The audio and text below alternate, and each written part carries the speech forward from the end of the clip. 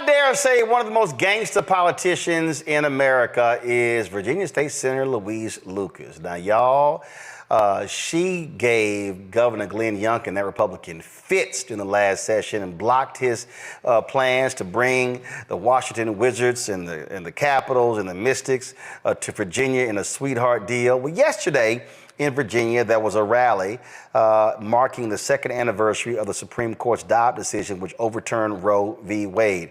She was one of the speakers there. And Lord, I saw this comment and I told my team, y'all pull this comment with the quickness, because I gotta play this. Roll it. I know you're Well, you all know why I'm walking with this cane. I had total knee surgery for keeping my foot up Glenn Youngkin's ass all second.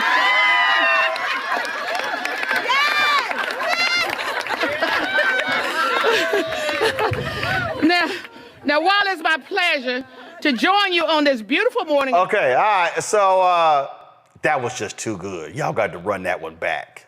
I got to run that one back because Randy enjoyed that just way too much. Well, you all know why I'm walking with this cane. I had total knee surgery for keeping my foot up Glenn Youngkin's ass all second.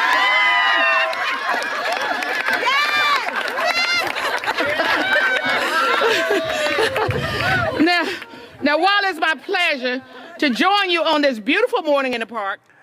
Randy, she is always locked and loaded to blast his ass. You gotta love black women, man. We're just gonna keep it real. You just gotta love us. Bravo to her. Bravo to her. I mean, she's all. I mean, first of all, she's always jamming up Youngkin, Mustafa, and again, he really thought that he was going to be able to run that. Matter of fact, this was a tweet that she posted. It's funny Glenn Youngkin attended the March for Life today because his bills to restrict abortion all marched right into my trash can bin. That was a tweet that she posted in 2023, right there, Mustafa. Yeah, the state senator, she's not playing with folks. And I appreciate her because she uses humor, but she also puts a spotlight on the injustices that the governor continues to do. He's one of them smooth operators. You know, he figured because he has the right words and he has that look like he just stepped off of being a vice president on TV, that he can get away with the same types of injustices that those who wear sheets often do. So I appreciate her by not only pulling that sheet off of him, but also showing how the policies that he's been trying to move forward on are actually very hurtful to so many different types of people. So I appreciate her, and I hope she continues to put that spotlight on him. Joe, this here was a meme that went around after that arena bill was killed by Senator Louise Lucas. Y'all go to my iPad at least. I love this one here. Youngkin and Leonis's $5 billion arena. Oh my God, that was just too funny. And she ain't got no problem sharing them. And matter of fact, somebody. Who is this? Somebody sent her this DM. I don't know who this is. They said, "Get off Twitter, you old hag." She said, "You get off Twitter before I call you a parole officer." I mean, again, she ain't got no problem clapping back at folk. I love it. And I'm trying to find, oh my God, the photo I'm trying to find, y'all are going to absolutely love when I find it. Because there was a photo of when Youngkin was giving his news conference, and he was complaining about the Senate. Of course, she was over appropriations, blocking the bill.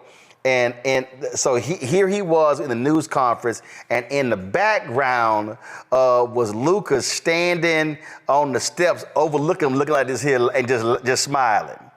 Like, I got you. Joe, that's the kind of pettiness, Joe, I love. They call me King Petty. And so I'm going to say State Senator Louise Lucas of Virginia is Queen Petty.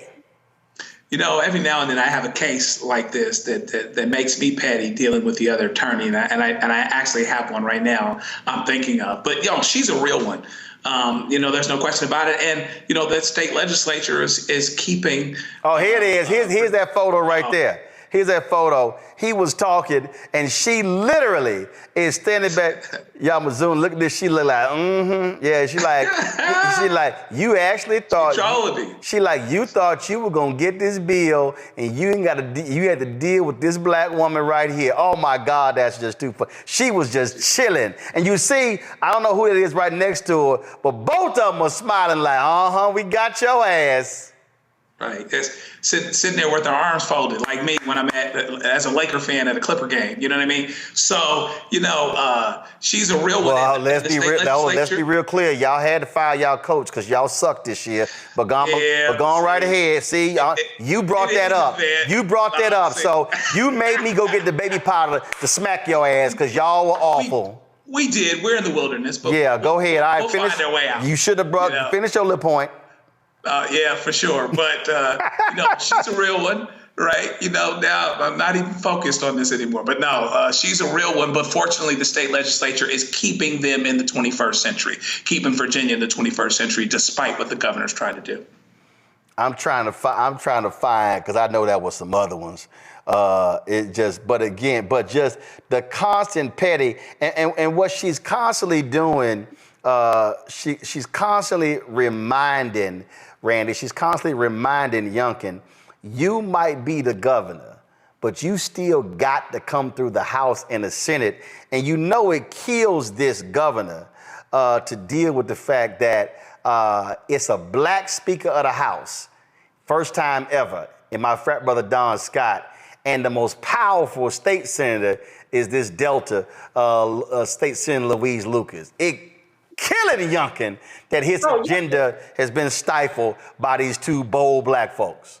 Oh, that's why they're so against DEI, because they just mad when we get in those positions. And when we get in those positions, you have people like Senator Lucas who are courageous. She makes her points. She's not scared to fight against him. And I am sure that he is not accustomed to that. So she's funny, of course, but she's smart and she's getting stuff done, and she's blocking him from doing things that hurt us. I'm absolutely tickled. Here was another video. I gotta play this. Y'all pull audio up. Check this out. One person should be able to determine whether or not this arena goes through. In this case, yes. Why?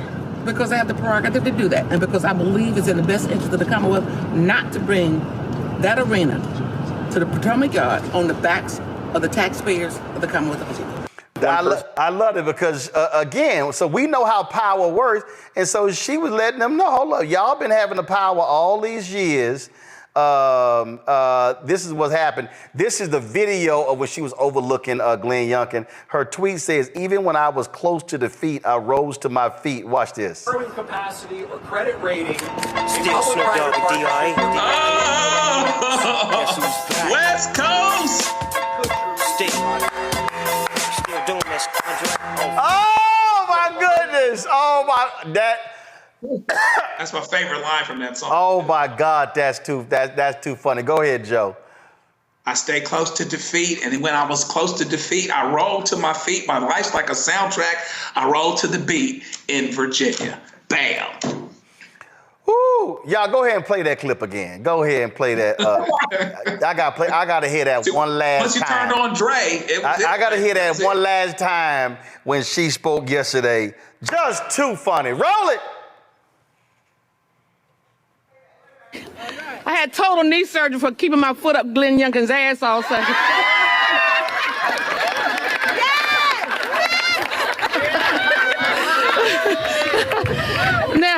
Now, while it's my pleasure to join you on this. Oh my goodness, I love my people.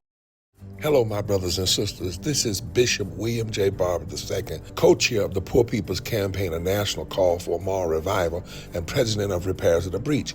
And I'm calling on you to get everybody you know to join us on Saturday, June 29th at 10 o'clock a.m. in Washington, D.C.